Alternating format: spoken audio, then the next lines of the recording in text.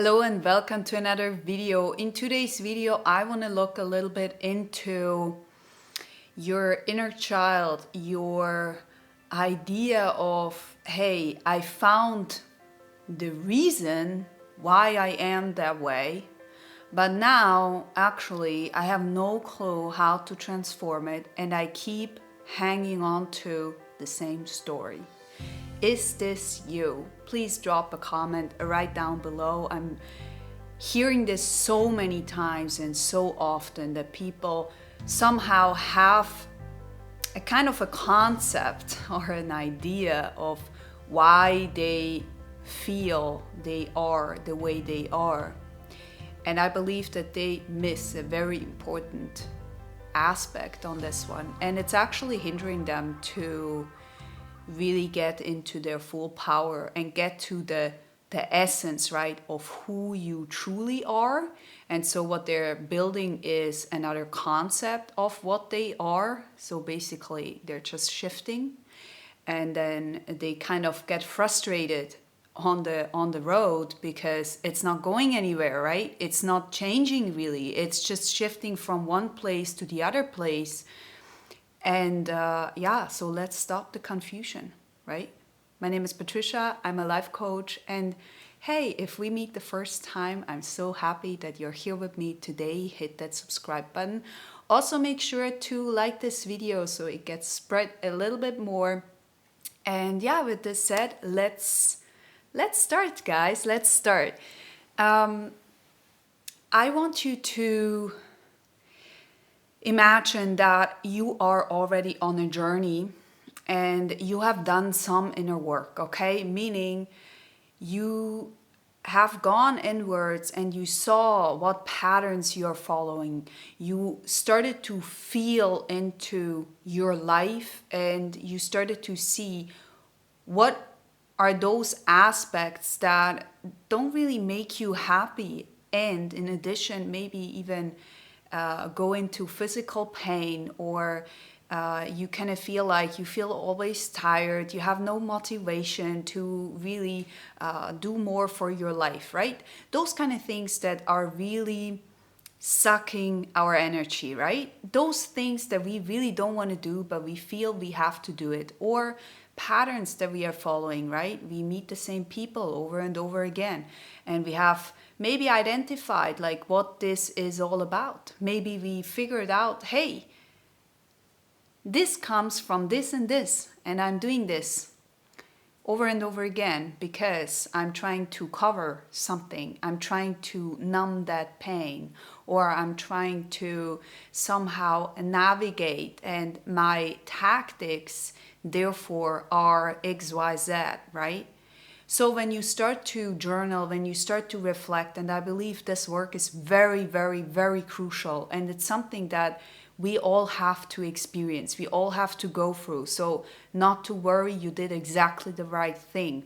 Now, what happens when we put our light like this? What happens when we, what happens when we put our light to something and then we make it kind of illuminate, right? We kind of like look at it and we see, okay, well, this comes from, I don't know, let's make this up, right? Let's say like this comes from how I've seen the relationship between my parents, right? So when I'm now in a relationship, I kind of feel locked. I kind of feel like I'm in a cave. I feel like I'm in prison, right? So that's just a really simple explanation, or an example. And now you're at this point where you're like, I know where this is coming from. But every single time I meet someone, I kind of feel stuck, and then I get pissed because all of this has happened to me, right? All of this is only happening to me because it happened back then somewhere in time, right? Back then somewhere in my childhood, or maybe it has also been with the society, right? Many things that we believe is only from direct parenting comes from a society that has a certain belief about something, about how something needs to be, how something needs to look like. And we inherit those beliefs, and they may not be in our best interest, but because we have no filter in the first years, and there have been so many studies on this, there is no filter on the first years, that we just take them in, and we take them for a reality that may not exist really, right? And later on in our days, we start to see, okay, maybe those beliefs were not really real. But how do you change that then?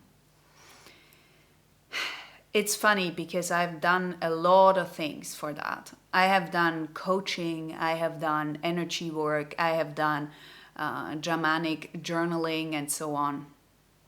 And at one point, you started to look in different directions, right? You start to see, okay, well, this is a concept for my healing, this is a concept for my healing, and this too. On the end, I believe you're maybe trying out a few things. And on the end, you start to realize that you were never really, really locked. It's a kind of a decision you're making. You are deciding that you no more act this way. And you can say, yeah, but it's not so easy. Well, if you have done a certain amount of work, it actually is. See, the reason why your mind keeps going back to the old thing is just an old software, basically. And you have to update it. But you can only update it if you are consciously aware of what is going on. So when, I don't know, you're interacting with some person and you always have an outburst when something is, I don't know, this person is saying something to you and you have an outburst, and you start to realize, hey, I don't want to react that way anymore. So you start to put yourself into this decision mode. How do I want to show up for myself and for other people? What is my most authentic way to show up? You see, sometimes it's not that complicated. You don't have to overcomplicate things. Sometimes it's really just about making a decision not to be that reactive, not to go there anymore. And of course, this comes after a period of maybe grief, maybe sadness. You know, you have gone through a lot of emotions, but you're still at this moment where you're like, I got all of that and I did all of that, but now I'm in the action mood, right? I'm in the action to really make a change. That is when you have to live what you have learned. That is when you have to show up what you have learned. And you cannot just say like, okay, well, I'm going to attract this and this person because now I've done the work. Well, you have to show that you have done that work. See, there is nothing more showing off than learning, studying, and then doing. Okay? Those things is very, very crucial. And when you start to implement those over and over again, for example, being authentic, right? Being true to yourself, being true to others, not expecting them to know what you really want. There is a story which is very simple. I had a friend of mine, and he was sharing some story of someone, and it was about that partner this person had didn't see the needs of her. And it's so interesting. So since years they're together. They didn't had once a communication going on what is it that you need from me? What is it? What is your love language? What is it that you want to accomplish in 5-10 years? What is it that you see us in, right? What is that? not having those communication, but wishing for something and realizing or having this learned on what you really want, but then not expressing it. It's almost like you're not following through. You're not really making those things in the external world visible. You have to make those things visible, right? You have to make those decisions that you made previously visible for other people. You have to act accordingly. You have to show up for yourself. You have to be authentic. That is what is healing you. Because the more you're doing that, the more you're showing up as who you truly are, the more you're healing your old stuff. And at one point you can say, listen, this has been my past, but I'm not identifying myself with that, right? You are not the victim of your past. And even though this has happened to you, it's still the story that you created inside of you that made you that miserable. Do you understand that? A trauma itself per se is not about the event. It's about the story that we start to create and inherit inside of us. And because of that, we start to live a certain way. And because you are in charge of that step, because you are doing that. And this is not about to punish you. This is about getting real. This is about you are in charge. You are in power. You are steering the wheel. You are doing all of that. You are, right? But that's a good thing because this means you can actually do something about it, you know? There is nothing, in my opinion, worse than I just have to wait and to see what's happening. That for me, there is nothing that is making me more miserable than that. And it's not because I'm not patient or anything like that, but then I feel like if I cannot do anything, I just have to get in this hopeless field of waiting and wishing, and maybe something is going to work out, but maybe not, right? And I'm learning that, and I know exactly where this is coming from, right? This is coming from my past where I have been in a place where I couldn't do anything. I just had to wait until people were deciding over me. Because I was a child, I didn't have the option to say yes or no.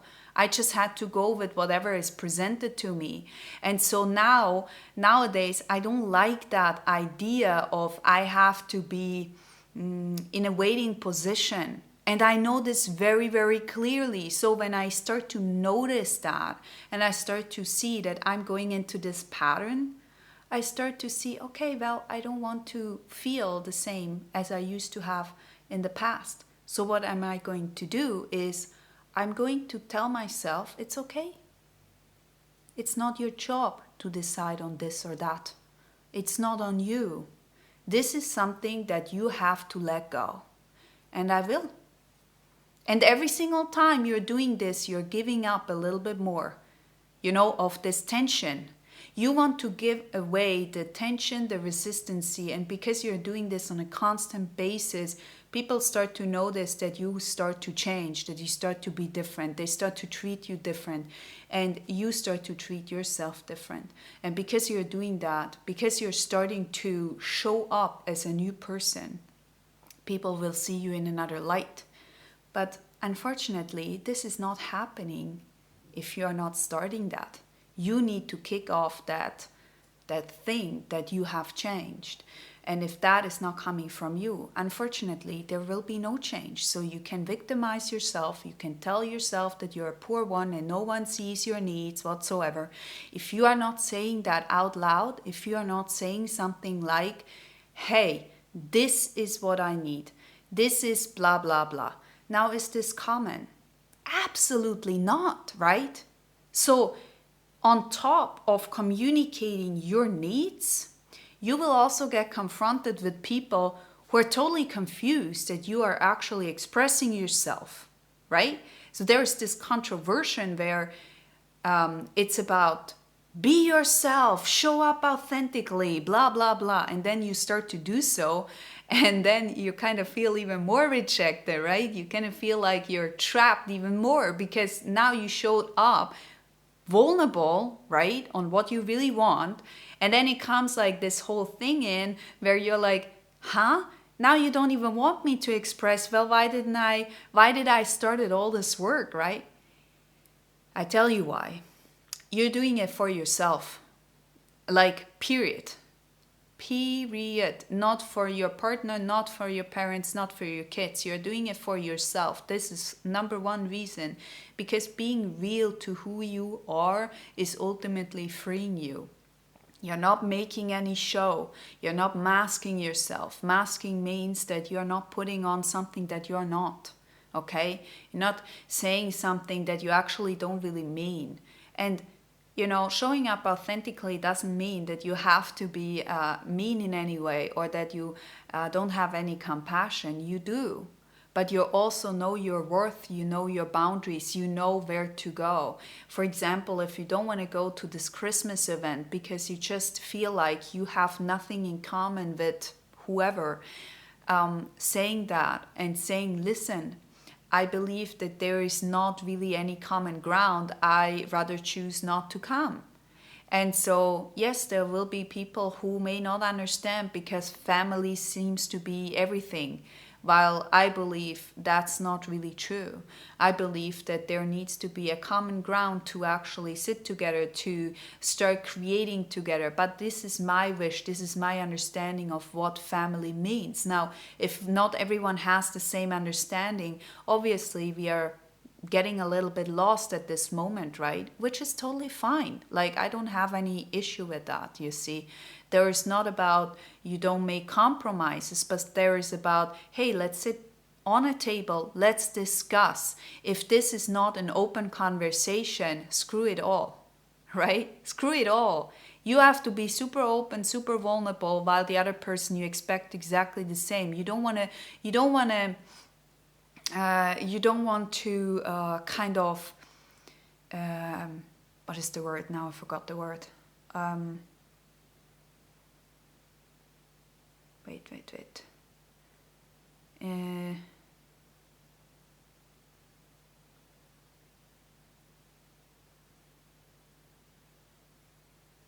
I really forgot the word. Interesting. Well, I mean, you don't want to look into the other person and kind of assume. You don't want to make any assumption. Here we go. You don't want to make any assumption of something like this, right? You want to be in a position where this is what this person wants. This is what I can offer. This is where we align. This is something to be discussed, right? And if you're communicating this openly, this is where the connection is deepening.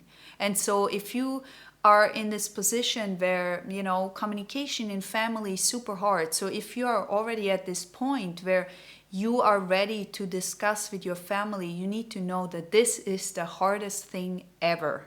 It's the hardest ever, and you need to give yourself time to do so. So if you start to make change, make shifts, right? Your family has the capacity, I will almost say, to trigger you the most because they know you the longest and they know the very, very beginning from your life, right? And so they will always come back to certain things that may trigger you, and which is actually good because that shows where you stand. This is showing you, okay, this is what you're doing. I get that. I don't want to be reactive like this. I don't want to hurt you, and actually, I don't want to hurt myself. So maybe I need a timeout. Maybe I'm not showing up at all. Maybe I'm actually starting to communicate, hey, I'm open for communication. Let's sit down. Let's discuss. Let's start to speak on where I feel hurt, right? Where is it that, let's go in discussion, but make this externally, show up externally and start the decision. I have changed. And because you have changed, because you're showing up as so, things will automatically change for you too. Okay? Start to make those difficult conversations. If you see it's not going anywhere, you can start to decide differently. But start having those difficult conversations, even if this means goodbye for a period or for good. you know. Sometimes that's what needs to happen because we need to grow, or we have the wish to grow. And if you wish to grow, you have to openly speak what you want and show up.